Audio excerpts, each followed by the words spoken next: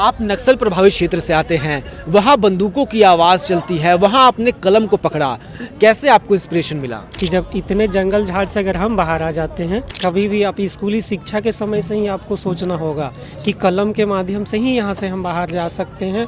मैं इस पद पर अभी चयनित हो चुका हूँ, लेकिन गांव उत्सव नहीं मना रहे हैं। क्यों? क्योंकि उन लोग को पता ही नहीं कि पद क्या है।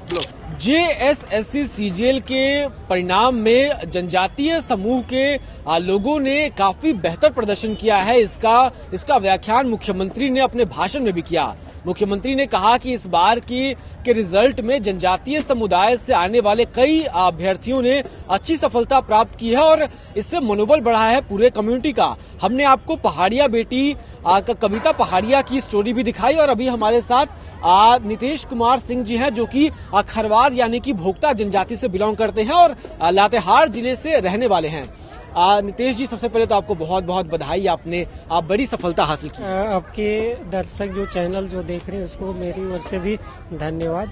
तो खरवार कम्युनिटी भी झारखंड में बहुत अनरिप्रेजेंटेड है, बहुत कम लोग हैं जो कि मेन स्ट्रीम में है या फिर बहुत मिनिमम आपका रिप्रेजेंटेशन है। कैसा महसूस हो रहा है कि आप उस कम्युनिटी को यहाँ पर रिप्रेजेंट कर रहे हैं? ये बहुत अच्छा उत्सव है आज कि हम जो हमारे समाज है खरवार अभी बहुत पीछे हैं, तो उसका जो रिप्रेजेंट कर है, बहुत खुशी हो रही है कि अब हमको देख कर के लोग बहुत आगे आएंगे। कि जब इतने जंगल झाड़ से अगर हम बाहर आ जाते हैं, जिस तरह मेरा इलाका जो सरयू इलाका है, अभी झारखंड में जाने जाते हैं कि क्या वहाँ गढ़ है और वहाँ से निकल के आए हैं, तो हमको देख करके बहुत सारे का बच्चे जो है उत्साहित होंगे और आने वाले दिनों में अफसर बनेंगे। आप नक्सल प्रभावित क्षेत्र से आते हैं, वहाँ बंदूकों की आवाज़ चलती है, वहाँ आपने कलम को पकड़ा, कैसे आपको इंस्पिरेशन मिला? देखिए, ये तो अपने में सोच है।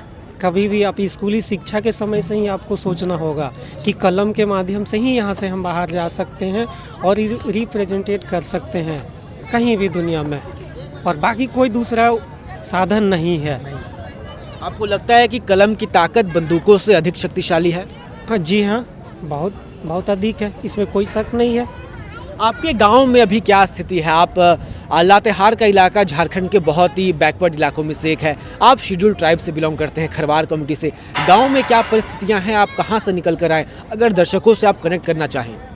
थोड़ा इधर भी दिखा दीजिए। देख, मेरा कहना, मेरा जो गांव है अभी भी इतना पिछड़ा हुआ है कि मैं इस पद पर अभी चयनित हो चुका हूँ, लेकिन गांव उत्सव नहीं मना रहे हैं। क्यों? क्योंकि उन लोगों को पता ही नहीं कि पद क्या है। गांव के लोगों को मालूम ही नहीं है कि आप क्या बने, मतलब क्या बने हैं और इस पद का क्या गरिमा है। लेकिन बाहर के लोग तो जान रहे हैं, वो लोग उत्सव मना रहे हैं, लेकिन गांव के लोगों को आभास नहीं है। इसी से पता चलता है कि गांव अभी भी बहुत पिछड़ा हुआ है। स्कूल है आपके गांव में? हाँ, गांव स्कूल है। कहाँ, कितने तक की पढ़ाई होती है? मध्य तक।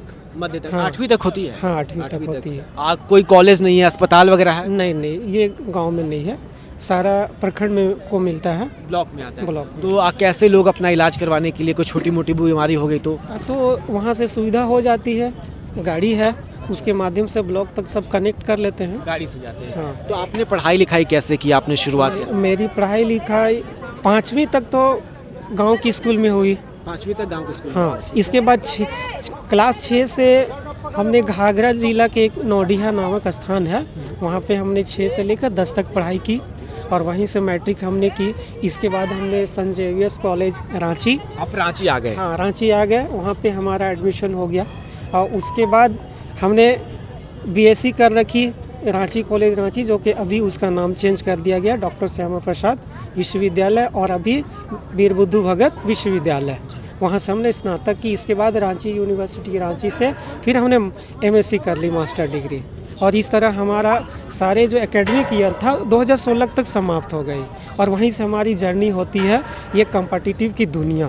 अच्छा, यहाँ से शुरू करते हैं और यही जो लंबी संघर्ष रहा और आज जा कर के सफलता मिली। आपके पिताजी क्या करते हैं? मेरे पिताजी एक साधारण रेलवे कर्मचारी हैं। रेलवे कर्मचारी हैं जी। यानी कि आपको थोड़ा बहुत एक बैकग्राउंड या फिर एक समझ थी कि सरकारी नौकरियां क्या होती हैं, जीवन में इसका क्या परिवर्तन आता है? हाँ, इसकी समझ तो थी, क्योंकि कभी कभी पापा के साथ इधर उधर घूमते थे तो सरकारी नौकरियां क्या होती वो समझते थे। हाँ।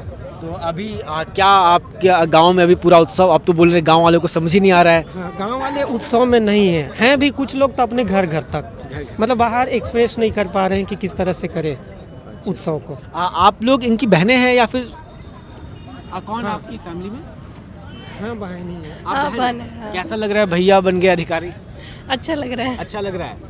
हाँ, गांव वाले कह रहे खुश नहीं है उनको, आप लोग कैसे बताएंगे? आप वहाँ पे भी मने उत्सव?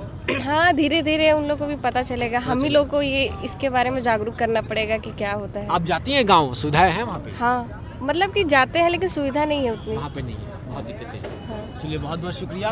तो बहुत बहुत नितेश जी आपका शुक्रिया बातचीत के लिए।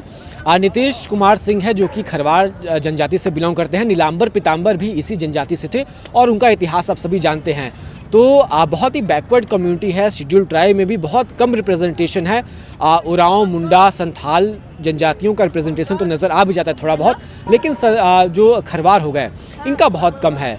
तो वैसे में ये अचीवमेंट इनके लिए और इनकी पूरी कम्युनिटी के लिए बहुत बड़ा अचीवमेंट है और हमारी भी आपको शुभकामना रहेगी। और आपको ये सभी अभ्यर्थियों की कहानियाँ कितनी प्रेरणादायक लगती हैं कमेंट में लिखकर ज़रूर बताएं। हमारा नाम शुभम राय है और आप इस वक्त ओंकार झारखंड देख रहे हैं। शुक्रिया।